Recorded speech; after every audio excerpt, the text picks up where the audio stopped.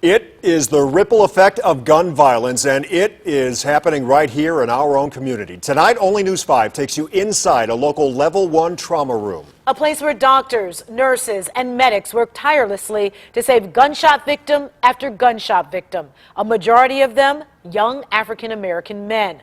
The stress of it all is experienced in some of the most personal ways. News 5's Kristen Volk spoke to those right on the front lines and spent night after night with them in the ER. This is how gun violence affects them. The shots rang out. 3 men were shot. 5 people were shot. 4 shootings and another shooting. It used to be where Hold still. did anybody get shot today or whatever, but One wound to the right hip. now it seems like you come in next. How many? You'll hear 2, 3, 4, 5.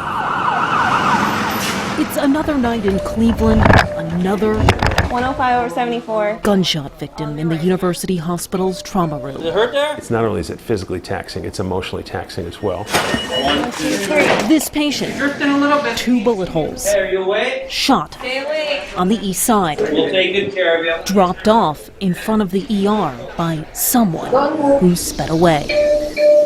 Right on the heels of this gurney 4 minutes, thank you. is another one, Does it hurt here? also It's on the side. shot twice. One to the hip, too. The patient stabilized. Let me give him pain meds. Then it's back to the operating room. How do you keep it all together every night? Here? I don't always. Some of us cry. I probably cry like once a month.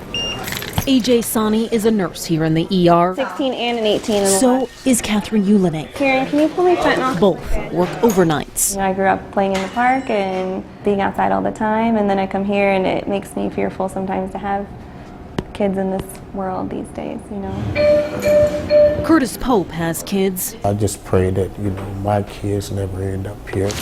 His faith is what gets him through a job most people cannot stomach. It can get real messy at times.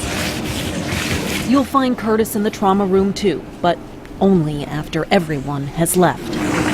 He cleans and sanitizes. You have to look very closely. After each patient. Now and then I'll just close my eyes, say a soft prayer for them. Gail Crowell has the same job. Are there days and times where you lose hope? No.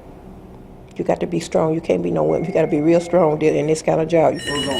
Hours later, another gunshot victim, all in the same day.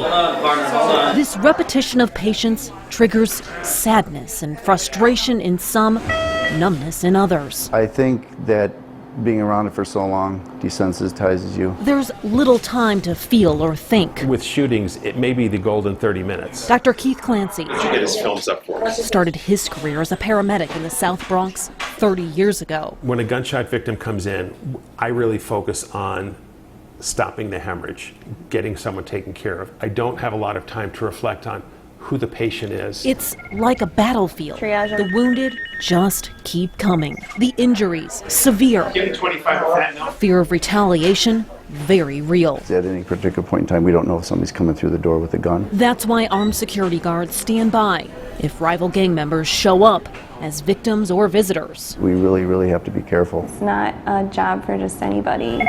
Where'd you put his GCS at this point? It is so much more than just a job 13, 14. for so many people here. We're going to move him right now. It is a life-changing experience. It makes you a little bit rougher around the edges. The darkest moments creep up It hurts. Okay. only Hurry, let's get it all done. after the carnage is gone. This whole situation, this hospital, it make you think about your life. When there is time Make you think about everything around you. to reflect. I've become a little more humble. Hey, bud, look at me. I've seen a lot. I don't know how long I'll be able to do this, but I think I can handle it for a while. At least I'll try. The medical team here at UH saved all 3 gunshot victims from our story. And the staff here also tells us that there is grief counseling available to all employees. In Cleveland, I'm Kristen Volk, News 5.